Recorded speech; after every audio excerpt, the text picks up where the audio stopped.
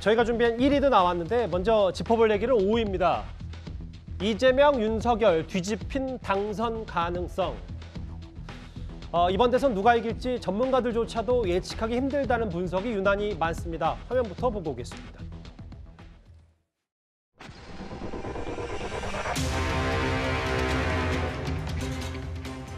삼기 민주정부의 공과를 모두 온전히 떠안고 부족한 것은 채우고 잘못된 것은 고치면서 진화된 새로운 정부 반드시 만들어낼 것입니다. 반성하거나 개전의 정이 없기 때문에 답은 정권 교체밖에 없다고 생각합니다.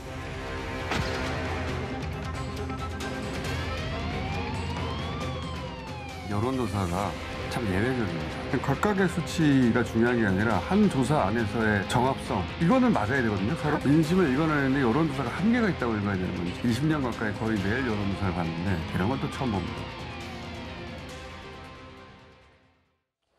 제가 본격적인 논의를 하기 전에 새로 나온 여론조사를 제가 먼저 브리핑을 한번 해보겠습니다.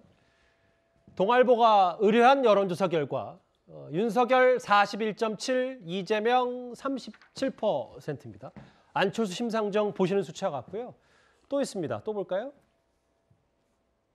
예, 저희가 일목요연하게, 물론 뭐 구체적인 수치들은 다 저희가 게시를 하겠습니다만 양강 지지율이 혼전 상태인 건 분명합니다. 31, 35, 38, 36, 32, 38.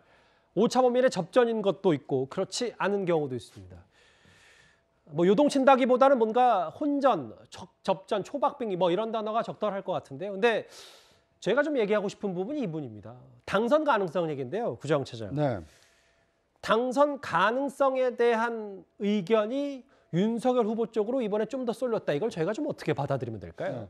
그러니까 이제 20일 전이라고 하면 그 이제 1월 초중순 아닙니까? 당시만 하더라도 그 윤석열 후보와 이준석 대표 간의 약간 국민의힘의 이 내홍이 완전히 봉합된 이렇게 직후였던 상황이었기 때문에 당시에는 윤 후보의 지지율도 좀 하락을 했었고 이 당선 가능성에 대해서도 약간 회의적으로 보는 시각이 많았습니다. 하지만 1월 6일 이 그 당내 그 갈등이 봉합된 이후에 어떻게 보면 이제 국민의힘은 원팀을 이뤄서 상당히 지지율도 상승을 했고 지지율 상승에 힘입어서 이제 한 달 남은 대선에서도 윤 후보가 당선될 가능성이 좀 높아졌다. 이렇게 그 예측 전망까지도 이게 지지율도 높아졌지만 당선 가능성까지 함께 높아진 것을 확인할 수가 있습니다. 그러니까 당선 가능성이라는 게 이승우 변호사님, 뭐 지금 조사 일시 조사 의뢰자 기관도 좀 나가고 있습니다만 당선 가능성이라는 게 나는 A 후보를 지지하는데 대통령은 B 후보가 될 것 같아. 뭐 이런 뭐 간단히 얘기하면 이런 정도인데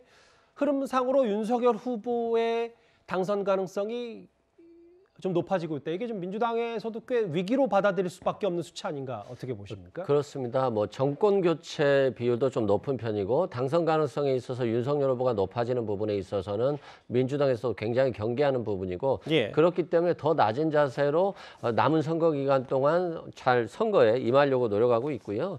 실제 추세가 여론조사 추세가 굉장히 박빙으로 나오기 때문에 굉장히 더 낮은 자세로 그리고 상대방에 대해서도 네거티브 공격뿐만이 아니라 좀 더 준비된 후보로서의 모습을 보여주기 위해서 굉장히 이재명 후보가 노력하고 있고요. 앞으로 그 같은 기간에서 같은 기간 동안 여론조사한 것들이 차이가 나는 경우가 있거든요. 그런 측면에서는 조금 부적절하지만 그렇다 할지라도 이 추세선상에서 보면 지금 박빙으로 보여지고 앞으로도 이제 TV 토론도 있겠습니다만 대선 후보로서 준비된 후보, 도덕성에 있어서 또 해명할 게 있으면 해명하는 그런 자세로서 남은 30일간 임하지 않을까 싶습니다. 예. 일단 새로 나온 여론조사를 하나하나 만나봤고요. 당선 가능성의 변화 이것도 좀 만나봤습니다.